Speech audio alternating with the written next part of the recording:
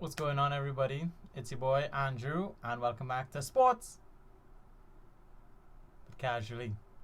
So, initially today, I wanted to drop a video about who I thought would make the NFC playoffs, but about like an hour or two ago, it was announced that Giannis signed his supermax contract, 5 years, 228.2 million, to stay with the Milwaukee Bucks. So let's talk about that. So my initial reactions when I saw the tweet come up on my notifications, I was like, shit, the Raptors can't sign him next season. And of course I was upset for like 10 minutes, I guess. It was a really long time, you know. But anyway, thinking back on it in the greater sense of basketball, it's actually really nice, you know. It's nice to see a small market team keep their superstar. And not only keep their superstar, but keep them for the foreseeable future. Me personally, I would prefer them to sign a shorter deal, maybe a 2-1 or a 1-1, to always have a player option to keep the pressure on the front office to make sure to build a proper team around him. Because throughout all of his postseason struggles, the team around him just wasn't well equipped enough to manage and maintain a sustainable run in the playoffs. You know, he needs to drive to the basket, and when they build the wall up, he needs to kick out to open shooters. So the first move they traded for Drew Holiday, sent Bledsoe, and a boatload of first round picks. I think it was 3 first round picks and 2 swaps to the Pelicans to get Drew Holiday. So this would help increase his shooting.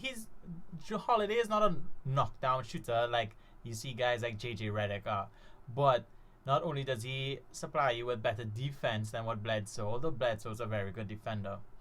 Holiday is one of the best on-ball defenders that we have in the league, and he can knock down more shots from the outside than Bledsoe ever could. And what's also great about this move is with Holiday instead of Bledsoe, there's more ball handling responsibilities taken off of Giannis. Because Bledsoe, yes, he was the point guard, but Giannis mainly handled all ball handling responsibilities.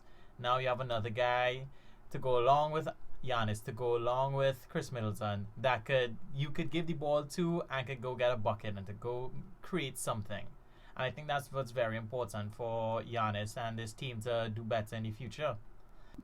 So now they have a little more time to build a better team around Giannis, but this isn't an excuse for the front office to coast and kick their feet up and relax for a bit. They unknowingly become an example to the fans, but for small market teams, because I think there's more pressure on them to win a championship now, the organization, than it is for Giannis. Strangely, they've indirectly given hope to all the small market teams that not only can draft a superstar but could keep a superstar, and the superstar would want to stay with them. And if they win a championship, I believe that just makes things come full circle. It shows not only superstar players but fans is that they shouldn't worry too much about their star players leaving a small market for a bigger stage like in Los Angeles or in New York. So the pressure is more on them to build a good team around Giannis in order to win a championship. Now I believe Giannis resigning puts the most pressure not on the front office. They have the second most pressure. It puts the most pressure on Mike Budenholzer, the Bucks head coach. After years of playoff disappointments and failures to make it out of the East, especially after last season's disappointing second round exit against the Miami Heat, his job is on the line this season. I believe they traded an arm and a leg to get Drew Holiday so they can take that next step and hopefully get out the East. If they fall short of winning the Eastern Conference and making it to NBA Finals, I believe this is his last season in Milwaukee.